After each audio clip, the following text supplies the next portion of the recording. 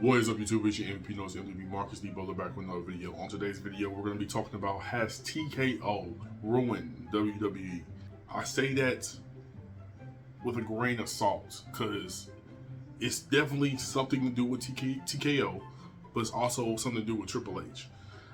Now, I have a bunch of things to talk about. I might save it for another video with my counterpart of the Arsenal D.B to talk about on an in the zone. But I wanted to speak on some of the things that's been happening recently, since a couple weeks ago. Of course, if you guys don't know, I do reviews on Raw and SmackDown every week. And I don't know if you guys noticed, I haven't did any reviews for Raw as much. Been doing more of just SmackDown, or I'll just mix them all into one video. It's because they're boring. Don't get me wrong, I've been watching WWE since 2011, which I was 12, 11 years old, or something like that. And I'm 23. I'm 23 now, still watching it. We all can see the difference between then and now. 2011, 2012, 2013, that was the best times for a WWE fan, because you're getting John Cena in his prime, pretty much. Good stories. I don't know when the next is and stuff came.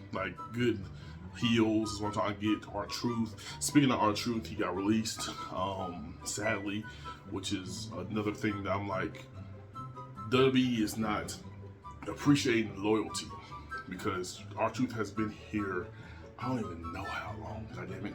He has been here so dang long, and he's been grinding and just doing whatever they wanted him to do, doing things with Lil Jimmy, even though he probably came up with that, the 24/7 title, stuff with everybody, just random people like Reggie and Kira Tozawa and them, and still making it a funny thing to see each week, or a fun thing to see what's happening. It's always love when you think of R-Truth, and yet they get rid of him. I don't even know why. And then, I swear to God, if they say budget cuts, I swear to God, I'm gonna smack a nigga. I'm gonna smack somebody, because you just gotta deal with Netflix. You have a whole deal with TKO. How in the heck are you losing money, but you able to sign new people of JC Mateo? It doesn't make sense. It hurts just because he's 50 something. So I was texting the Arsenal D.B today, and I was saying I don't know if he's gonna be able to keep wrestling or not. I mean, he can still go in the ring, but not as much as he wants to, because his body is making him slower and hurting a little bit more. Even when he does the splits, you can tell it takes a little longer for him to get up. But he can still go. But I don't know if it's going to be a thing of him still trying to be loyal to WWE, or him going to another corporation of AEW or the Indies and having fun there, and also just still wrestling.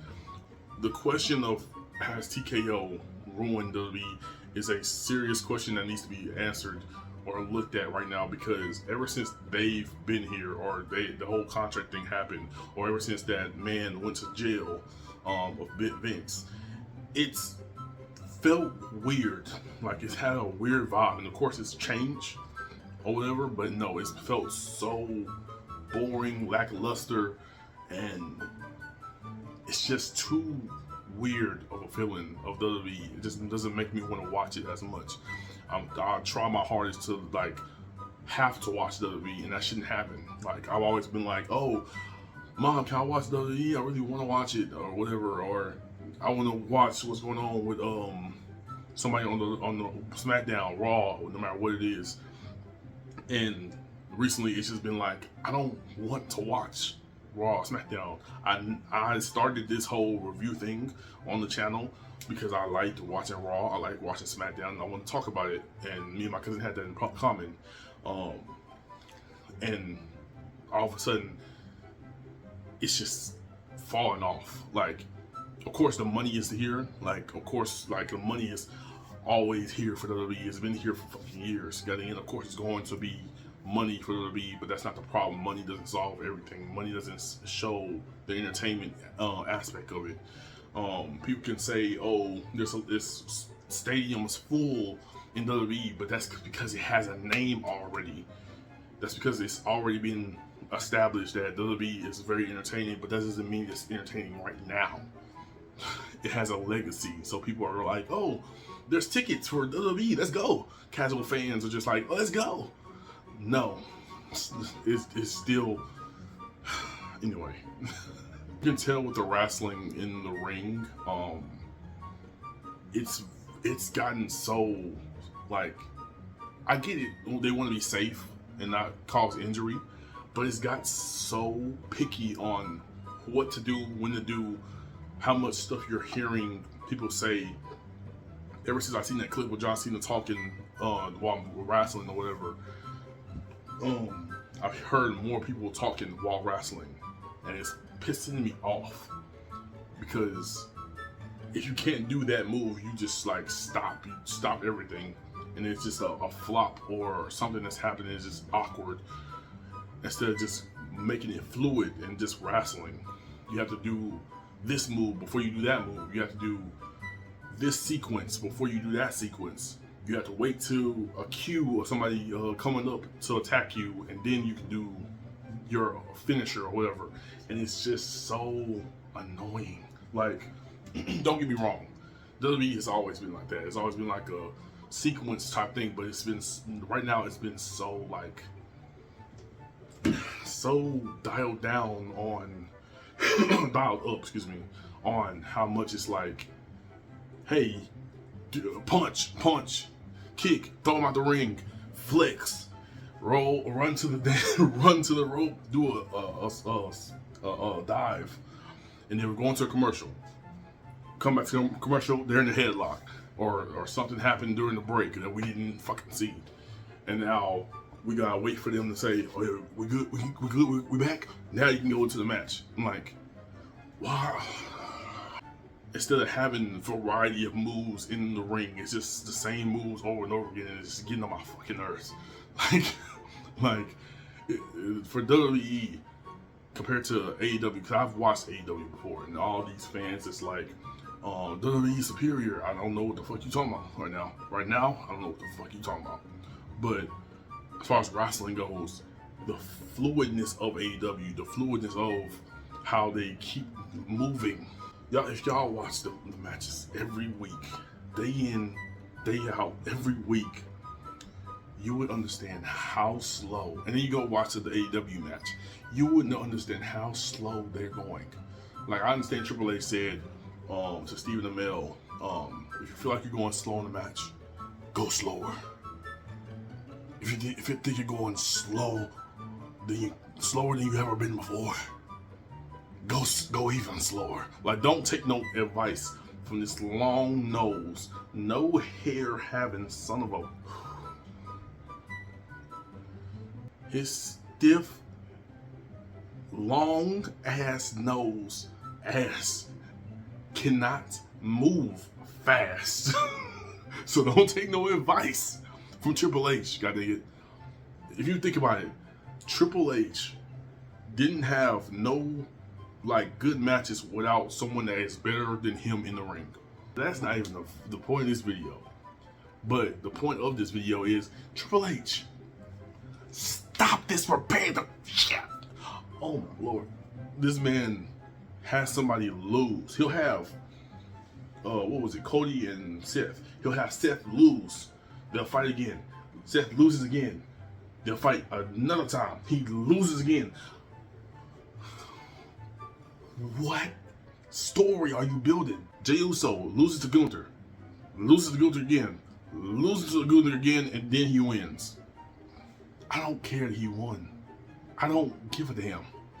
Stop doing this 4-time, 3-time Carmelo Hayes and Andrade going back and forth with the matches. I don't give a damn. It'd been cool if you just had that happen naturally, but no, you forced it to Game 7. This ain't basketball. I know what Carmelo Hayes does. He does the I don't give a damn. This ain't basketball. Stop this bullshit.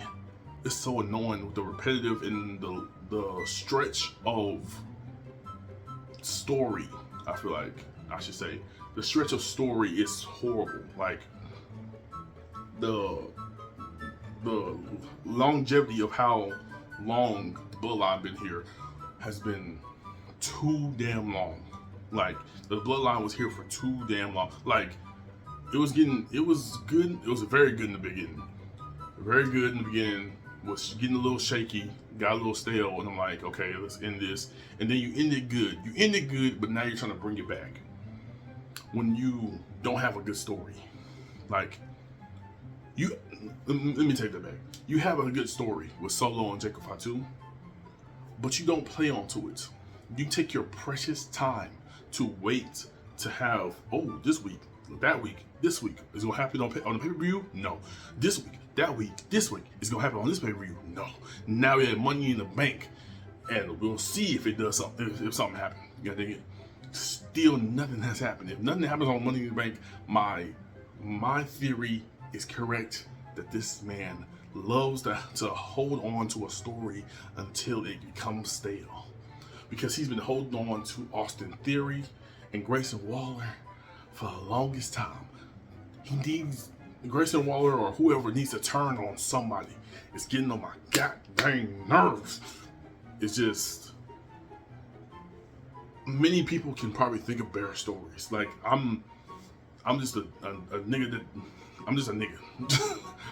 But I can tell you right now, with all confidence, I can write a better story than a lot of these people that are writing the stories in WWE. Of course, we're just random men, random people, random fans. But if it becomes so predictable, follow me here, follow me over to the side. If it becomes so predictable, why am I watching it? The greatest thing about AEW is that it's unpredictable. You don't know what's gonna happen. That is the main thing of WWE. It's predictable. You know that something's gonna happen with a heel, and that's another thing. Heels are trash in WWE. Gunther was good, and then they made this man lose to Jey Uso, and then he got his tail in his ass, and that's it. Between his legs, excuse me. Between his legs, and now he just standing around doing nothing. I'm like, Shinsuke Nakamura, he's being trash. You know, you could put him in any other setting of New Japan, AEW, freaking Impact, and he'll probably do a lot better. I've seen like the clips of him in different corporations or different places, and he has shined. I've said multiple times he needs a manager if he's not going to be able to talk on the mic or whatever. You have the whole thing happening, but he's losing every match. AJ Styles, Finn Balor, what the frick are they doing? What are you having them do? You got AJ Styles fighting Logan Paul. AJ Styles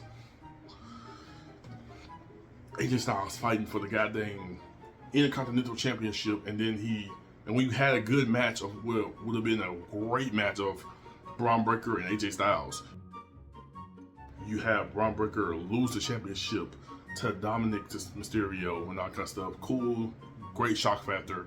I'm not saying nothing about Dominic Mysterio, the shock factor of that, but nothing's coming from it. Nothing is happening from it. I think I've seen something. I think he's fighting somebody right now, and I cannot remember who it was, and that's the problem. I know he was talking to Karrion Kross. People are rooting for Karrion Kross, somebody that y'all are not putting on at all. You're not pushing at all. The stories and stuff like that he has, you're not pushing. And it's the type of thing that'll make people want him to go to a different corporation because they'll appreciate that story. I had to cut some things out, y'all, because I was going on a rant. Let me stay on topic. TKO is ruining the wrestling, or is it Triple H? I don't know. We're gonna just say Triple TKO. We're gonna call it Triple TKO. It's ruining the WWE. I'm sorry. But y'all let me know what y'all thought of this year, honestly, of WWE. Has TKO ruined WWE? Y'all answer that in the comments. Let's talk back and forth in the comments, y'all, because I'm annoyed. I'm very annoyed, and y'all know y'all did R-Truth wrong. Didn't even get them in a world title at all. But we'll talk about that on another video. Love y'all. Peace.